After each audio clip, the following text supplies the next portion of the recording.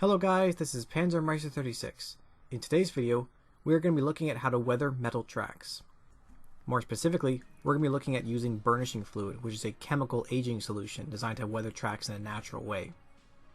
Now, I've actually built lots of tanks with metal tracks before, but since I never finish anything, I've actually never gotten to weathering metal tracks until today, so this will be my first time trying this out.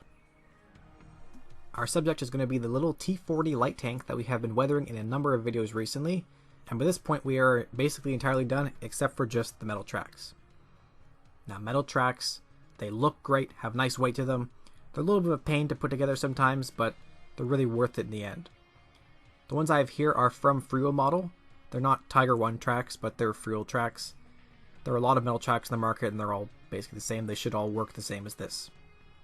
And for our burnishing solution, I have Wilder Quick Rust. There are a lot of alternatives on the market that all work, again, kind of the same way. Now, like most products in our hobby, burnishing fluid is quite expensive. So to reduce the amount I'm going to use, I found a nice, perfect little cup that perfectly fits the tracks in there. And this way I can pour the fluid in there and save a lot of it.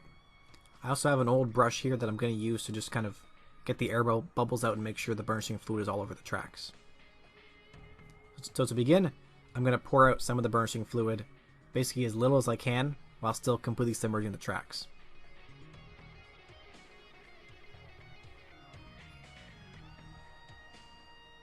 And now I'm using my brush to just kind of smoosh it around to make sure all the air bubbles are out, because we want the tracks to be entirely covered. And you can see these have been in here for like 60 seconds and they're already starting to darken up a little bit. This stuff works pretty quick. After 15 minutes, the solution had become very brown and the tracks looked nicely oxidized, so I removed them because I didn't want them to completely dissolve. And the result is quite nice. You can see they're kind of looking basically rusty, but there's a few points where I'm not sure why, but there must have been some kind of air bubbles or something, because you can see right here it's almost like there was no effect. So for any of these areas, I just simply took some of the product with my paintbrush and applied it.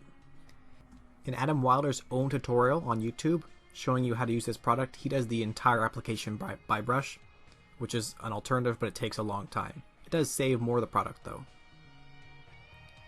The next morning, my desk was nicely covered in ectoplasm, it seemed, and well, the tracks were nice and dry. So you can see the actual result here, and it looks nice. You get nice oxidized finish, a little bit of variation between reds and browns. It looks really natural because it's basically actually natural.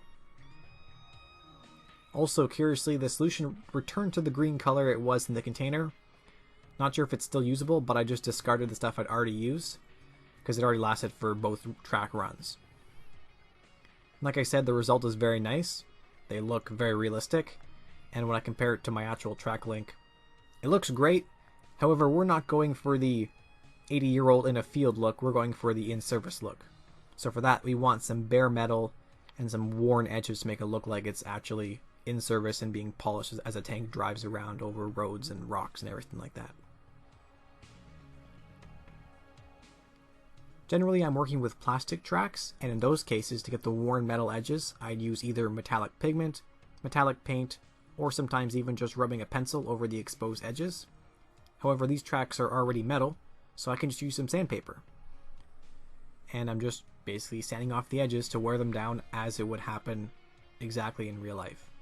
This is actually really quick, and it looks great because it's actually the real thing. Now on the inside of the tracks, where the road wheels would polish the finish, I did the same thing, but I made a little device here where I glued a piece of sandpaper to the end of a shish kebab stick, just so I can get in there nice and easy and only polish the areas where I want the actual metal to show through. And here's our result. These look awesome.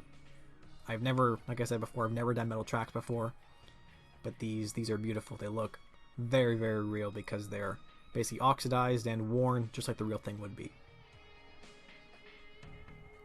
Now the next part was putting the tracks on, which was a pain in the butt because I built this kit a long time ago, and I glued the sprocket and all the wheels on, and that makes it very hard to put tracks on, but I don't do that anymore, so don't do that. Leave the wheels separately, especially the sprocket. Now that the tracks are pinned in place, I adjusted the sag to my liking and distributed it across all the wheels as evenly as I could. And I took a little bit of super glue and glued the tracks to the wheels in a few key locations to make sure that the tracks didn't slide around too much and that the sag kind of stayed where I placed it. I don't want all the sag to kind of develop around just one end of the track. I want it to be distributed naturally across the entire thing. With the tracks now mounted, I need to dirty them up so they match the lower hull. For that, I have a few products here. I've got 3 pigments. Usually I use dusty pigment, medium pigment, and a dark pigment. And I've got a couple of acrylics here which are for more special areas. Now my entire process here is very similar to what I've already shown in a couple of videos, so I'm going to just skip it mostly and just do a recap. But if you want to see it in detail, up in the top right corner now I'm going to link to the previous video on this tank where I went over the entire lower hull weathering effect. So it's a lot of depth there, a lot of good stuff, so if you want to see this, check that out. I'm just going to recap it here like I said. So the acrylics are for initial texture, where I want there to be built up mud and dirt kind of gunked up into the tracks. Now if I want some wet effects, I use Tamiya X22 Clear, which is basically just a gloss varnish, applied using a brush, and when this dries it'll stay shiny. You can already see this effect on the lower hull of the tank and on the wheels as well. It makes a nice wet effect. And areas where I want to darken the tracks a little bit more or make them dusty or dirty, I usually use pigments. So for that I have, as you already saw, dusty pigment and also a couple of darker effects. And as always, I try to vary my effects. So you see that some areas I'm making them look dusty, some areas looking a little more dirty and dark, and some areas I'm even applying the varnish to make them look wet. As with most things in our hobby, variation and a little bit of randomness looks nice. So that's why I'm trying to make the tracks, be a little more random and have a distribution of different effects, be it wet, dirt, dry, mud, so on. And with that, we are complete with the weathering on our tank. So for my first time using metal tracks, I am very happy with the result here. They look better than any plastic track could because these things are the real deal. The weathering we've achieved matches nicely with the previous effects in the hull. So we've got built up dirty and muddy areas you can see here. I also have variation between wet and dry over here. And basically I'm just mimicking what we already did in the hull in the last videos. The realistic oxidized finish, as well as the natural worn metallic surfaces, are something that you just can't achieve to this degree with plastic tracks. These things look great. And I'm looking forward to the rest of the tanks that I have to weather with metal tracks on them. So overall, this matches nicely with the weathering we've already achieved on the entire rest of the tank. And at this point, basically the entire tank is complete. There's only one thing we are missing, and that is the headlights. I don't know how to make them, so if you have any good aftermarket options for me, please send me a link, because this is all that remains on this tank to do.